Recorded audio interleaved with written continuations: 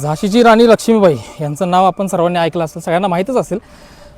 पण कित्तूरची राणी राणी चन्नम्मा हे नाव कदाचित खूप कमी लोकांनी ऐकलं असणार आहे. 1847च्या दरम्यान तत्कालीन इंग्रज सरकारने डॉक्ट्रिन ऑफ लॅप्स नावाचं एक साम्राज्य विस्ताराचा धोरण आणलं होतं. ब्रिटिश साम्राज्य विस्ताराचं धोरण आणलं होतं. त्या धोरणाअंतर्गत ज्या संस्थानाचा किंवा ज्या राज्याचा राजा जो आहे तो पुरुष जर नसेल तर ते राज्य ब्रिटिश सरकारमध्ये विलीन करायचा असा तो कायदा होता. आणि कित्तूर संस्थानाचे जे राजा होते मल्ल सारज, जे राणी चन्नम्माचे पती व त्याच्या मुलाचा सुद्धा आपत्कालीन मृत्यू झाला. त्याच्यानंतर हा कायद्याचा अंमलबजावणी करून ब्रिटिश सरकारने कित्तूरचे संस्थान हडपण्याचा प्रयत्न केला. या कायद्याच्या विरोधात या कित्तूरची राणी चन्नम्मा यांनी सशस्त्र लढाई लढली होती आणि ती ब्रिटिशांच्या विरुद्ध लढाई ती जिंकली होती त्यांनी.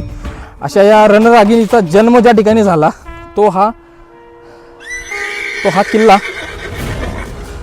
काकतीचा किल्ला. तुम्ही जर कोल्हापूरवरून बेळगावकडे येत असाल तर बेळगावच्या आधीच काकती नावाचं गाव लागतं. तिथून हायवेवरून सुद्धा हा किल्ला व्हिजिबल आहे. डॉक्ट्रिन ऑफ लॅप्स जे ब्रिटिशांचं धोरण होतं, या धोरणानंतर कित्येक संस्थानांनी जसं की कित्तूरच्या संस्थानांनी वगैरे बंड केला आणि हे बंडाचं कारणच त्यावेळेच्या 1857च्या उठावाचं किंवा पहिल्या स्वातंत्र्य लढाईचं प्रमुख कारण ठरलं. एवढी मोठी स्वातंत्र्याची ठिणगी पेटवून देणाऱ्या या राणीला, कित्तूरच्या राणीला सलाम.